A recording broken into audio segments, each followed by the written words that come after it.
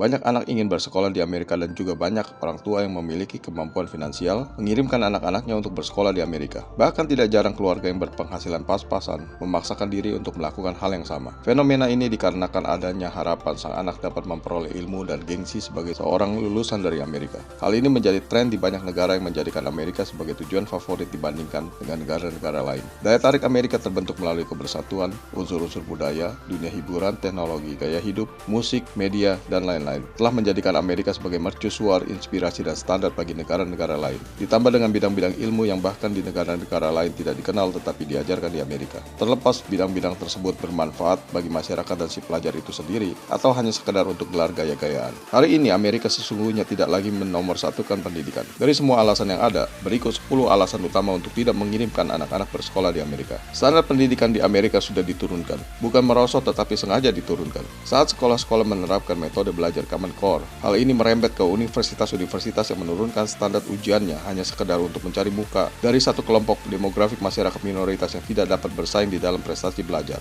Proses seleksi penerimaan para profesor yang mengajar di universitas-universitas bahkan sampai universitas Ivy League seperti Harvard pun diragukan integritas dan standar dari calon profesor yang mengajar di sana. Mengejutkan saat mendengar terdapat profesor-profesor dari universitas-universitas besar di Amerika yang sebenarnya bukan hanya tidak becus mengajar, lebih jauh lagi meracuni cara berpikir para mahasiswa yang tidak mengerti apa-apa. Isu-isu sosial yang menghasut anak-anak menjadi pahlawan sosial kedodoran. Saat ini Amerika mengalami perang budaya di dalamnya termasuk budaya pembatalan, keadilan sosial yang pincang, persamaan hak yang kebablasan, feminisme, kebebasan pribadi yang tidak bertanggung jawab dan mematikan. Keinginan untuk diakui dan divalidasi oleh lingkungan sekitarnya dan teman-teman, sehingga terbius untuk menjadi pahlawan sosial, yang kemudian ikut-ikutan demonstrasi dan memicu kerusuhan, pembakaran, pemukulan, serta penjarahan. Institusi pendidikan di Amerika sudah lama terkenal sebagai ladang komersialisasi, dan bukannya mementingkan kualitas pendidikan sebagai yang utama. Salah satu argumen adalah kasus-kasus di mana atlet pelajar mendapatkan nilai baik dan lulus dengan baik bukan karena prestasi belajarnya, tetapi karena prestasi olahraganya yang telah membawa universitas bersangkutan menang di dalam pertandingan-pertandingan.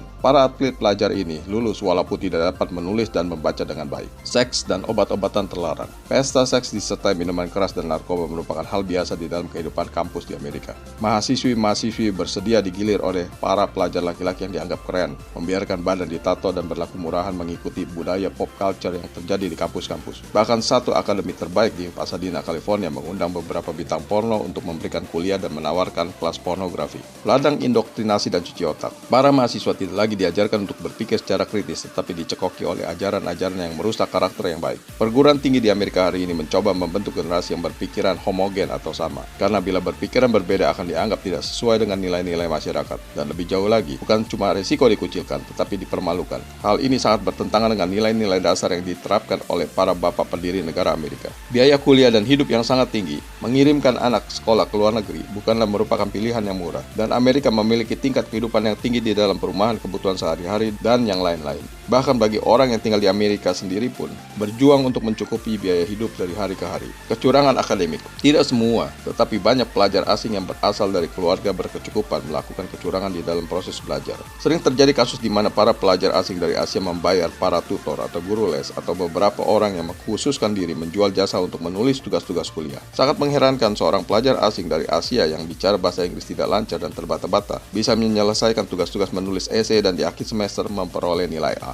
Mungkin pula ada pelajar asing yang bukan dari Asia atau pelajar lokal juga yang melakukan kecurangan ini. Jarak jauh yang menimbulkan kurangnya kendali orang tua atas anak yang tidak mandiri dan disiplin membuat sang anak setiap hari tidak belajar melainkan pesta kesana sini. Tidak sedikit yang tidak bisa menunjukkan prestasi belajar yang baik tetapi bisa menunjukkan kemewahan mobil yang dikendarai serta gaya hidup yang mewah. Institusi perguruan tinggi bergengsi tidak menjamin kualitas pelajaran dan sarana pelajaran yang diberikan. Bobot materi pelajaran dan sarana pelajaran yang tersedia tidak sesuai dengan pamor dan reputasi universitas-universitas tersebut. 10 alasan di atas merupakan pertimbangan untuk mengirimkan anak-anak bersekolah di Amerika. Memang hingga saat ini, di mana-mana masih menganggap lulusan Amerika mempunyai nilai lebih dan bergengsi. Diploma dan ijazah dari Amerika masih menjadi alat tawar-menawar dalam mencari pekerjaan. Kembali, bila direnungkan, apakah sepadan mengirimkan anak bersekolah ke Amerika hari-hari ini dengan semua risiko dan pengorbanan seperti yang disebutkan sebelumnya? Mungkin uang bukan masalah, mungkin dengan kekayaan yang ada bisa menyekolahkan 10 anak bersamaan dan menyewa kondominium mewah serta membelikan Range Rover sebagai alat transportasi mereka. Ada hal-hal lain yang lebih mendasar dari sekedar pengorbanan finansial, yaitu pembentukan karakter anak itu sendiri. Bagi mereka yang tinggal di Amerika dan peduli, bersekolah dan menyekolahkan anak-anak membawa banyak keprihatinan akan apa yang sedang terjadi di dunia akademika hari ini. Sehingga banyak para orang tua dari berbagai lapisan masyarakat, agama, suku, dan lain-lain menarik anak-anak kembali ke homeschooling dan sangat berhati-hati dalam memilih perguruan tinggi bagi anak-anak. Perguruan tinggi yang berpondasi agama sekalipun seperti Universitas Kristen atau Katolik tidak terlepas dari kerusakan-kerusakan yang sama.